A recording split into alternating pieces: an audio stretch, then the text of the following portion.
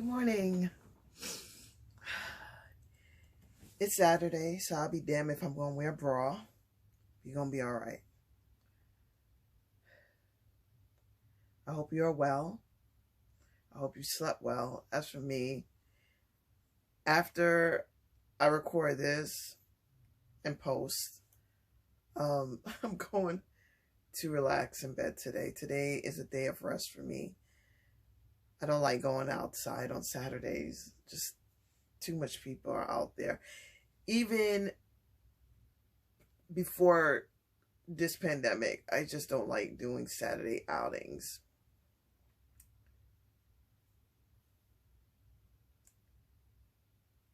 Today, I'm going to share with you the love story of Purple Sky.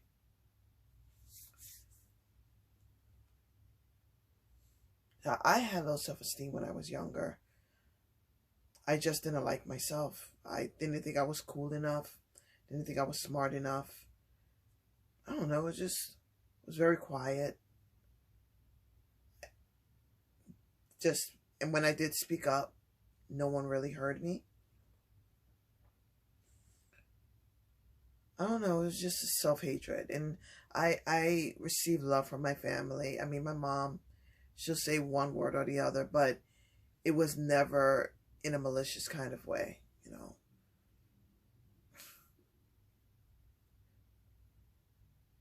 But it was, me. I want to blame my mom for that. My mom has nothing to do with my low self-esteem. So please don't even think of that as a hindrance. Matter of fact, right now in my life, my mom is my cheerleader. But I digress. It was deep because I didn't see anyone on TV like me. And I'm not talking about, the color of my skin, just my characteristics. I didn't really see much women like me. I had a shifted eye, so I already didn't look normal. Guys in school didn't really like me. So yeah, I'm not one that dated around when I was younger. Plus my mom had a rule that I couldn't have a boyfriend until I was 18. And I was just petrified for whatever the reason. I just remember that when I was around the age 12, this guy, he was 13, and he asked me to be his girlfriend. And I went home and I begged my mom, crying. And she said no. And I had to go back to the park and tell him no. I haven't thought about that story in years. But I always thought there was something odd with me. Like when I was in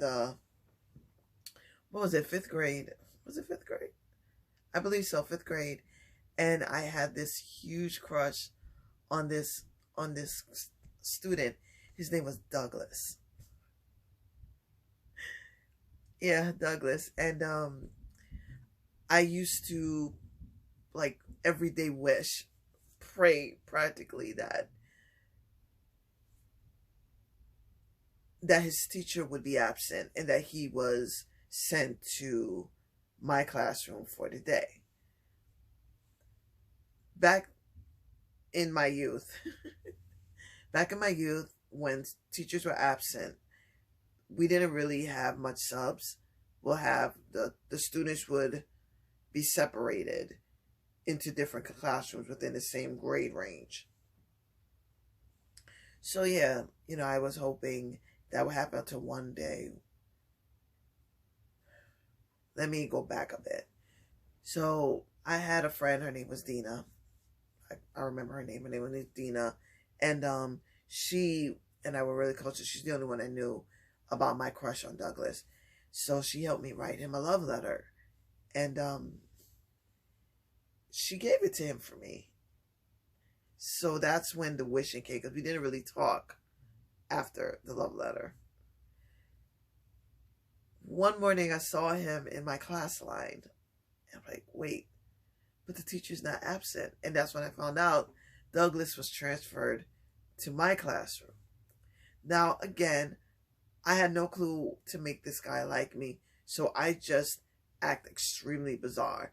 And in the end, Douglas and I became enemies. So yeah, I just, my self-esteem was not great for many, many years. So with meditating, I having those quiet moments with myself, things started to develop where I wanted to, the goal for myself was to like myself. Started reading books that had to do with essentially my sexuality because I thought of myself as being submissive. I don't like that term because I don't like to be boxed in. You know, I like that I can be submissive and I can be dominant. So I read about that, read about, about the female body and how to get comfortable with that. And all of that just resonated with me where meditating became a moment of reflection of why I should love myself.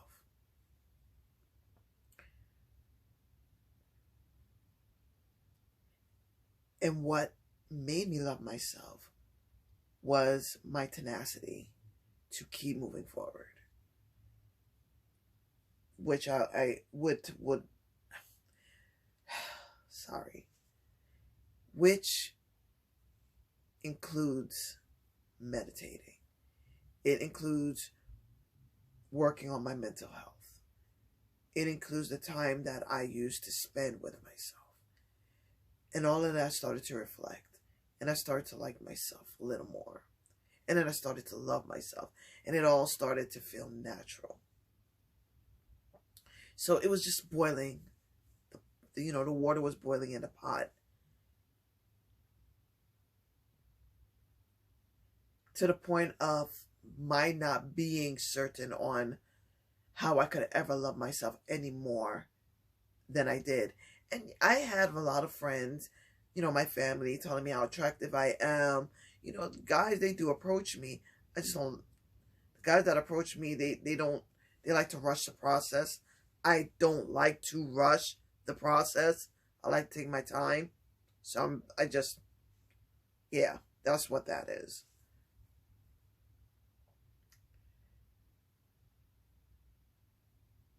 And then I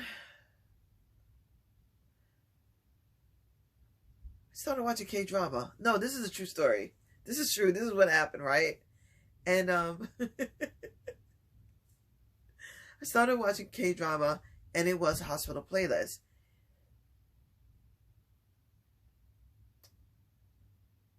What happened is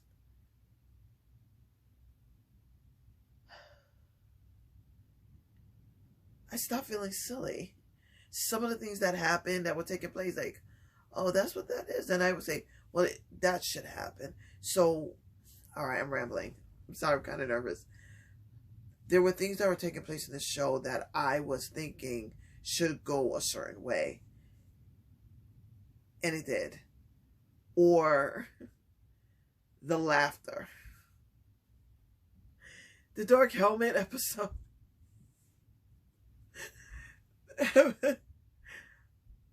That's the one that made me realize I like the way I think. I love the way that I think. I love that I could think about 2, 3 different things and still come up with one solution or 10 different solutions. That's what made me fall head over heels in love with myself. I start to smile more. I'm kind of dancing around the house.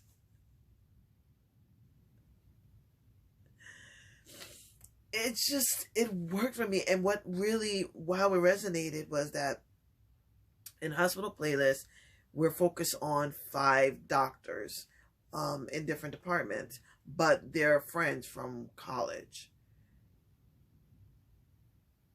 And they're 39, 40-year-olds. That's what made me happy. One of the doctors, surgeon, or Professor Kim, and this was my favorite because Professor Kim has asked out Professor Lee's sister. Professor Lee has no clue. He doesn't know about this. Professor Kim tells the sister, you can wait. You have time. So right there I said, well, wait, what? He's telling her she has time? Okay, I'm intrigued. So he's checking his phone daily, and he wants to know, but he's doing his job. He's good to go. Then she replied, finally, and said, okay, we are boyfriend and girlfriend. Like, he had to make sure she said it, but it wasn't a text message. My dude was beyond happy. Just dancing around the hospital. Just the thrill. And it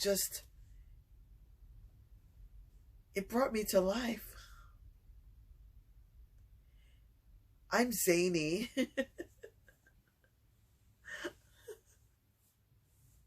I sing out loud. One of my homegirls, I'll say her name, Sandra, years ago, I told her that I don't sing out loud anymore. And she said, I miss that about you.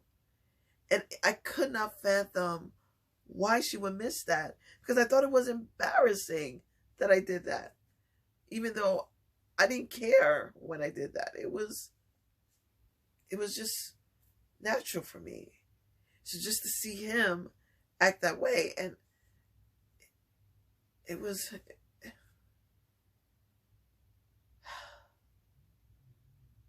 that gave me permission to love myself. Maybe that's why I wake up at this time, because I used to love being awake at this time. So yeah, that's my love story. Hi, Purple Sky here. First off, I want to give a shout out to my youngest niece. She has subscribed. That means everything to me. You don't know. If you like this video, please click the like button below. Subscribe. And I love you.